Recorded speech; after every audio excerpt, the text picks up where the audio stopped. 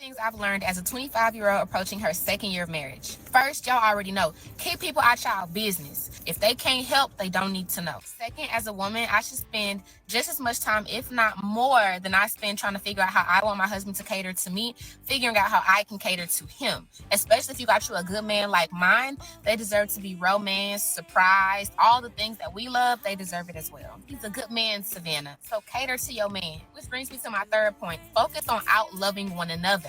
I've noticed when I get on the internet and talk about the things that I try to make sure I do for my husband, there's always somebody like, but does he do that for you? If you married the right person, they're going to make sure that they outlove you and match your energy every single time. So spend more time focusing on how you can outlove your spouse and love them to the best of your abilities than you spend figuring out and focusing on what they're doing and not doing. It makes a huge difference and it can really change things. Fourth, and I cannot stress it enough, get you some married friends. Period. Next is going to be accepting that your love language may not be your spouse's love language and making an extremely conscious effort to practice loving them in their love language. And last, never, ever, ever, ever, ever compare your relationship to anybody else's. And moreover, never pressure your spouse to live up to the expectations of what you see somebody else's spouse doing. I cannot stress it enough. In marriage, comparison is truly the thief of joy. I am definitely still mastering these things, but those are just a few things I've learned over the past couple years. Let me know if y'all want a part 2, because I'm really in this thing, young and married and turn. Kind of. Anyway. Thank you for watching. This message is for my white women, my snow bunnies. What are y'all doing to get these men to marry y'all? And y'all getting these millionaires and then y'all suing them and becoming multi-millionaires. Like, help me out. I ain't no hater. I'm a congratulator. Help me. How are y'all getting these men to marry y'all? Because I don't have no kids. I'm fit. I'm cute as a button. I'm submissive. I cooperate. I'm not mouthy. I'm supportive. I'm not the type of woman that, oh, you got to take me to the 5-star restaurant. You got to make 6 figures. I'm good with, 70,000. I mean, I go to the gym. I cook. I clean. I let them touch my nasty parts. I mean, what are y'all doing? Y'all need a class. So we need your ass with answers to these questions. But I'm gonna just answer them. Kiera said, tell us how you decided to go ahead and get married. It's simple. We weren't prioritizing a wedding. We were prioritizing getting married, prioritizing getting right in the eyesight of God, prioritizing operating in His will, prioritizing no longer living in sin so that we can reap the favor that comes with being married, reap the blessings and favor that will fall upon us from God through other people. That's no shade to people that stay engaged for years, but we just have already been doing some real work leading up to this point that a lot of people do once they get engaged. So most of us were not taught how to be wives, but that does not give us an excuse not to learn. Let's talk about it. Marriage is about continuously submitting yourself to each other. Notice how I said continuously, because it doesn't stop. And saying that you don't know how is no longer a valid excuse. Ladies, if you want to learn how to do hair or nails, what are you going to do? You're going to look it up on YouTube and you're going to figure out how to do it if there's no one around to show you. My book says that men can only support what women first establish. So if you genuinely want to be a better wife, this is your sign to get proactive. Me and my husband submit to each other daily. I wake up at 4:30 in the morning to get my day started. I meditate, and then after I'm done, I jump into being a wife and a mother. I'm making her breakfast. I'm making my husband's breakfast. I'm packing his lunch. And while I'm doing that, my husband's upstairs getting ready for work, getting our daughter ready, coming down and feeding her the breakfast that I prepared so that I'm able to make my breakfast. He leaves for work, and then it's on me. But when he comes home, he steps straight into daddy mode, and then I'm able to just be a wife. If he's hungry, I'm going to fix him some food. If I've had a long day and he sees that, he'll tell me to go lay down, take a load off, and then he takes over from there. And because we make sure to prioritize each other, our daughter sees what a loving relationship looks like. I love this young lady's definition of being submissive to each other. That's amazing. And that's considered a modern day marriage. Not particularly traditional. It's somewhat traditional, but it has a modern spin. And that's amazing for most people. How do you know when you're ready to be married? These are some questions that get you ready to be married. Answer these questions. If you can answer these questions honestly, because the point is self-awareness. You might be ready to be married. Number one, who are you without a relationship? If your sense of worth depends entirely on a man or a female, you risk losing yourself in that marriage. You need to know you can stand on your own 2 feet, financially, emotionally, and mentally before you join yourself with another human being. Two, do you like the type of man you're choosing or just the attention or the money that he can bring? Some people like being pursued more than they like the actual person. Make sure you genuinely enjoy his personality, the things he does, the things he values, and the lifestyle, not just the validation of being chased. And a lot of women like just to be chased. Do you see him as he truly is? All of his flaws, all of his beauty, or are you in love with his representative? Or are you in love with the representative and his potential? If you're building your future on the hope that he will grow into being a man, he will figure out how to be ambitious, grow into the man that you want, you might be setting yourself up for disappointment. And a lot of people don't see people for who they are before they get married to them. It's safer to just choose somebody you can accept today, their flaws and all. Accept them how they come through the door. Do you know of your own flaws? Are you actively working on your flaws? Habits, bad habits. Marriage will put a spotlight on your weaknesses and it will not hide those. Eventually, those will come out. Self awareness, self awareness, self awareness, and growth before marriage makes the conflict and compromise easier when you have to do it afterwards. Can you handle disagreements without trying to win? Arguments should be about solving a problem, not proving a point or hurting each other. If you have always had to be right, the marriage will never survive. It will be the loser. Are you the type of person who communicates openly? Or are you constantly guessing at what you feel, they feel, the whole situation? Guessing games cause resentment and distance between two people. You don't want to walk around on this planet trying to figure out how your spouse feels about this, that, and the third, and vice versa. You need someone willing to speak honestly and openly and listen without turning everything into a fight. This is called emotional maturity. Do you have a clear sense of values, non-negotiables, deal breakers? You should have those before you get married. If you don't know where you stand, you'll bend before you break. This is why it's important to have standards, boundaries, and expectations.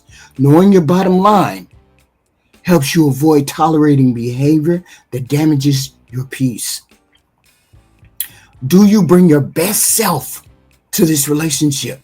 Emotionally, financially, spiritually. Expecting a partner to fix your issues is unfair and unsustainable. Work on your own stability.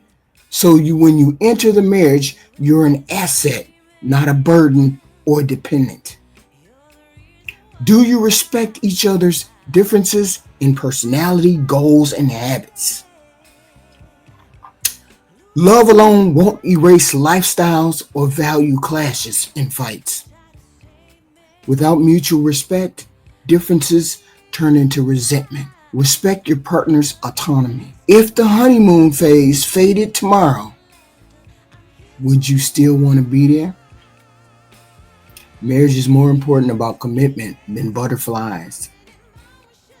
If you wouldn't want to stay when things got hard, broke, poor, or into a routine, you may not be able to handle being married long term. I've been married for 7 years now, and I wish there was just some things somebody would have told me before I got married. Now, there's one thing I'm about to list. You're probably going to want to tussle, but I don't care because I'm going to say it anyway. When you have an issue with your spouse, please give it some time for them to make changes. When somebody been doing something for years and never been corrected until they met you, that's going to take a lot of time and patience. Imagine yourself in their shoes. And you have to go through a reprogramming phase where you've been doing something for years, years, and years, and now it has to stop. It is not an overnight thing. Look at it in a different mindset. Look at it this way. At least they are trying. They're not saying no. They're not just not making any adjustments. They are trying. Make sure that you're acknowledging the change that you see. Nobody wants to be trying and there are no acknowledgments. I'm sorry, I might as well just stay the way that I am. Mhm. But if you are acknowledging the change that you see, that makes your spouse want to go 10 times harder. I guarantee. Here's some things that I did to prepare for marriage. The first thing I did was I was honest with myself and I looked at my shortcomings. What did I do in the past and past relationships while dating that did not work or that did not get me the results that I wanted? And I started looking at the correlation between those people. Then I went and hired a relationship coach and got some therapy because I was like, hey, I'm getting the same results. I want to be married. These men ain't marrying me. What am I doing wrong? I was the common denominator of all of my situations, right? So that's one thing. You have to take personal accountability. What am I doing to attract the people that I don't want? Am I getting the results that I want? Once I went through that process and I healed and I went through therapy, I did a lot of self work on myself to make myself better. Then I started looking at healthy character traits that I wanted out of men. Of course, you want him to be attractive, but when you lead with attraction only and you miss character, you miss honesty, you miss loyalty. Yes, men can be loyal, not all men cheat. If you miss integrity, does he keep his word? If you miss being a man of God, then you're going to have a hard time. Y'all, marriage is hard. And if you're just going to get married to anybody, then don't do it. Like, don't just get married to anybody just to say you married. I also started enjoying my single life. I started being way more selective with my dates, my time, my energy. I started living my life, traveling, saving money, getting my credit together. I bought a house. I was living my best life. Just because you're not in a relationship or you're not married does not mean that you should stop living. And I also got my relationship with God so much better. Here's the thing that people don't want to do. When you have a relationship with God, it convicts you to not do certain things and not live a certain way. But when you do that and you start living a different way, you start attracting different experiences, different people that are higher vibrational. They be up here. A lot of the stuff in the world, like doing what you want to do, drinking, smoking, teach their own. But you attract certain people on that level. You can't attract a high level person if you're doing low level stuff. Right. Again, that's between you and God. And then once I started working on myself and looking at, I want a man like this. What type of woman does that attract? What type of woman do I have to be to have that type of man? And I just started working on myself. And again, it wasn't changing. I didn't get any surgeries. I didn't dress any different. I just started loving on myself, caring about myself, setting my standards, changing how I moved, changing what I entertained, and really just being a high value woman, but in the most beautiful way. Once I did all that, I ran into my husband and I dated smart. I closed those legs. And yeah, I was married a few months later. So everybody's story is not going to be like mine.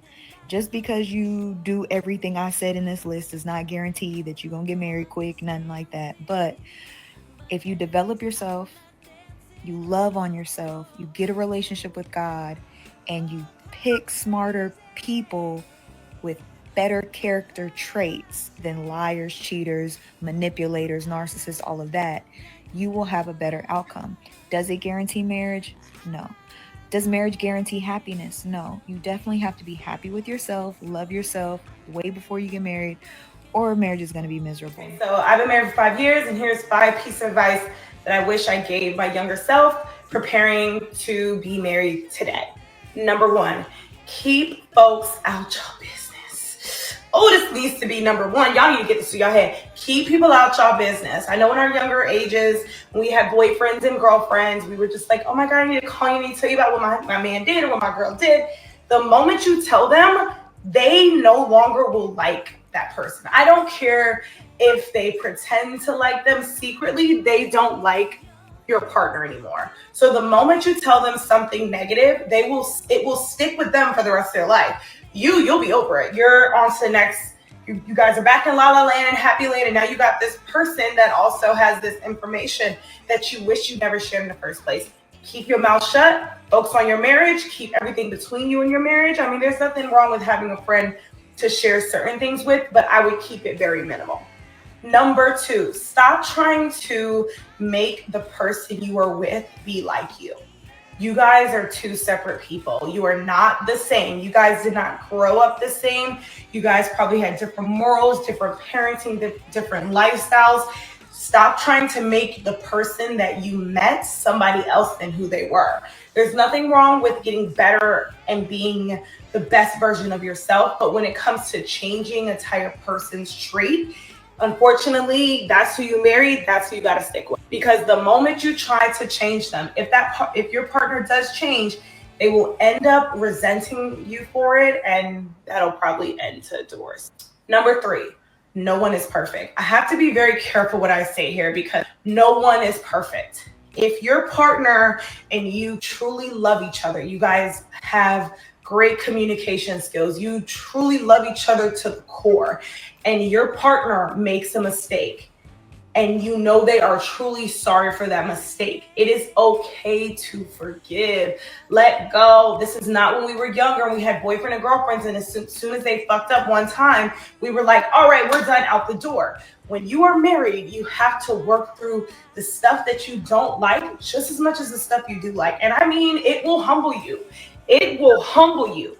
There are things that you probably did not accept that now you kind of have to work around. And I'm not saying to continue to accept those. I'm telling you that no one is perfect, and it's okay for people to make mistakes as long as they are doing the work to better themselves. Okay, my next one is make sure you have a life outside of your partner. This is something I truly have to work on because I feel like once you are married and you start to live with them and you move away from your friends, you move away from your family, sometimes you look to your partner to be all of those things. Like my husband is just that person where everyone wants to be around him. He has the energy where as soon as he comes, the party starts. And like I told him one day, I was like, I'm sorry that you have to carry that weight of being that person for everyone. And it's hard. Like I'm the person where I used to be the fun one. I used to do those things. So now I put myself in a position where I'm like, all right, what did I learn then that I can do better now? And that is do things that I like to do outside of my partner. Things that are my hobbies, social media, art, vision, fashion, going out to eat, hanging out with girlfriends, going on a trip. Keep those things in alignment, because the moment you stop doing those things, you're just gonna feel like empty, and that's not what you want to do in a marriage.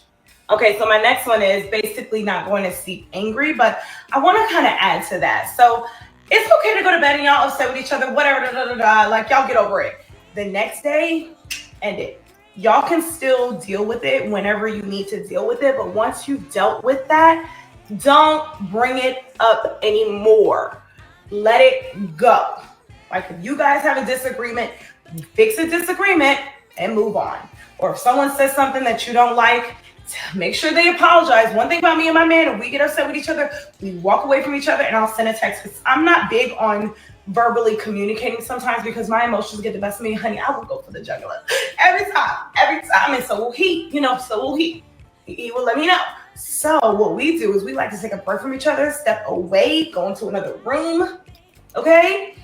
And I will communicate how I feel in text, and he will have time to process it, understand it, and we move on. And we don't dwell on it the next day. Let me reiterate one thing that she said. I think it may have been the 4th point. It's important to keep interest and hobbies outside of your marriage because they keep you being a balanced and a whole person. Smaller priority than your marriage, smaller priority than your children. But those should be priorities to balance you out, those interests. When your entire world revolves around only one person, like she said, That person has to fulfill all of those things that used to be fulfilled by friend, dancing, hobby, da. When your entire world begins to revolve around your partner, then you risk losing your sense of identity, which can actually put pressure on the relationship. Having hobbies, whether it's reading, cooking, sports, volunteer, all of these things keeps you growing, active, learning, fulfilled on your terms, not on the commitment terms, not on the marital terms, on your terms. Okay? These outside activities also give you fresh energy and new things to bring into the relationship, new interests to bring to your husband or your wife, making your time together more rich, more fulfilling, and more interesting to share. That being said, your marriage should still come first. Okay? So outside interests have to be on a lower priority, but they still have to be there. They cannot be a higher priority than your marriage. The idea is to keep your relationship as the foundation. It's the foundation. The marriage is the foundation. And still make room for things that make you, that make you important, that make you feel important. This way, you're not neglecting your spouse, but you're also not draining yourself by trying to be everything to every person all the time, to him all the time. When both partners keep a healthy balance, and I had this conversation with someone on the panel the other day or last night, you have to have outside things that you do to make you, okay? You have to have time for each other, and that's great. But when you have outside interests, it builds mutual respect. It keeps attraction alive because you're not with that person every day, and you're excited to see the person after they've done an activity that they're excited about. It prevents feelings of being smothered as well or controlled. Okay? In short, a strong you makes a stronger we. Now, I said that I would give you my thoughts on what you should do before you get married. Number one, and it's the most important one, know yourself before you know an us. You cannot give what you don't have. If you haven't figured out your values, your boundaries, your values, your goals, your expectations, your deal breakers, marriage can turn into an identity blur when you lose yourself. And then people are trying to get out 5 or 6 years later, trying to find themselves, leaving their family, leaving a husband that's a good man, or leaving a wife that's a good woman for another woman, thinking that 20% is better than the 80%. Be your best self first, emotionally stable, financially aware, and confident of your worth. So you enter the relationship as a whole human being, not someone looking for another person to complete you. That will never work. Learn the type of female or male that you want. Liking someone and being compatible with them long term are two different things. Take time to date. Observe. I'm one of those people that believe you date as many people as possible that you like, because you don't know what you like until you run across what you like. Okay? Take the time to date. Observe these people. Reflect on these people. Not just what attracts you physically, but what is attracted to you as well. But how you feel around them emotionally, intellectually, spiritually, and sexually. Remember, chemistry can fade, but character and consistency will hold you two together. See the person as they are, truly are. Most people have a representative the first couple of months. Sooner or later, all the wheels come off. Love can make you wear rose-colored glasses, but marriage requires clear vision. Pay attention to the patterns, not the promises, not the talk. How do they treat waitresses? How do they treat their family, their mother? How do they handle stress, frustration, or respond when you tell them no? Don't marry their potential. Don't marry their representative. Marry the reality. Accept the arguments are normal and healthy in a relationship. Disagreements aren't proof that the relationship is failing. They're proof that two individuals are working to blend their lives, their wants, their needs, their desires. The key is how you argue. Stay respectful. Focus on the issue, not the person. and use conflict to grow instead of tear down your relationship. Settle or refuse to settle for poor communication. And a lot of people settle for that mumbo jumbo or the mush mouth or I don't know or the one word answers. Limited communication is a slow poison in a marriage. If this person, the person that you want, cannot talk their emotions through, talk their responsibilities through, understand their responsibilities, openly discuss problems before marriage, it's unlikely that they will be able to do so after marriage. Healthy communication means honesty without cruelty, listening without defensiveness, and willingness to solve problems together. You got 2 ears and 1 mouth for a reason. You're supposed to listen more than you speak. Understanding that people have failings, yours and theirs. Both of you will have flaws and moments of selfishness or short-sightedness. That's normal. Both of you will have those. The goal isn't to find a perfect person. That's the problem. It's not the goal.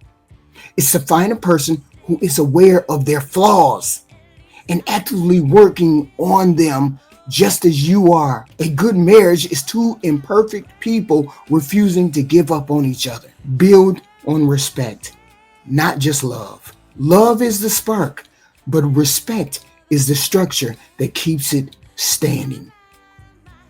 Without respect, arguments turn to contempt and differences turn to division. You don't want that kind of thing in your marriage. These are the things I recommend that you have in place if you're planning to be married, and then slowly walk to the altar.